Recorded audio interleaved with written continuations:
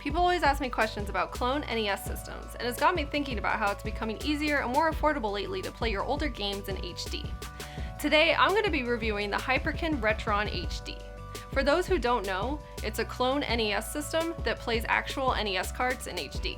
In order to review this system, I'm going to be comparing the video and audio output to another HD NES clone, the Retro USB AVS, which is a system that I really like and I have a lot of experience with. I'm also going to be comparing it to an actual NES. Now that being said, the Retron HD is a lot cheaper than the AVS, and because of this, I know that it's going to be lacking some of the features that the AVS has. But I'm simply trying to find out if the Retron HD is a good value and will get the job done. The first thing I noticed about this system was the compact size and sleek style. I was impressed by the design and how small the system itself was, which is great if space is a factor for you when deciding what to buy. Its design is very similar to an original Nintendo system, in both its color scheme and power buttons. It has a 6-foot-long micro USB cable, which can be powered by a USB port on your TV or plugged into a regular outlet. Unlike the AVS, the Retron HD does not play Famicom games, at least not without an adapter. But it does play PAL games, which you can do by flipping a little switch right underneath the system. The cable on the controller is 10 feet long, which is a couple feet longer than an authentic NES controller.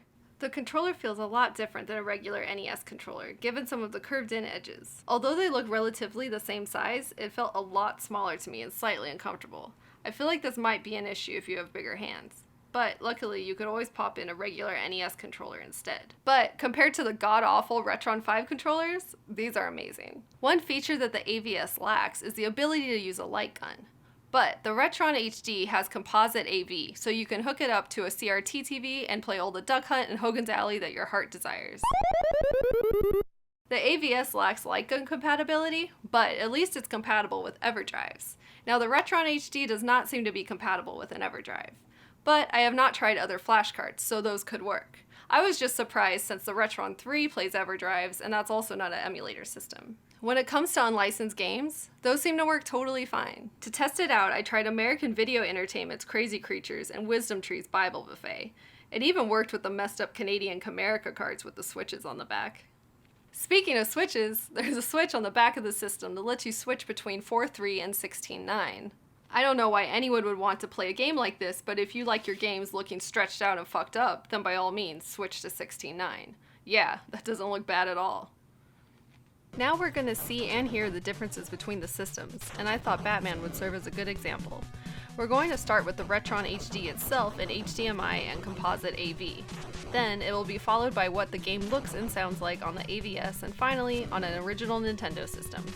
Pay attention to the color of Batman's suit and the sound of his punches.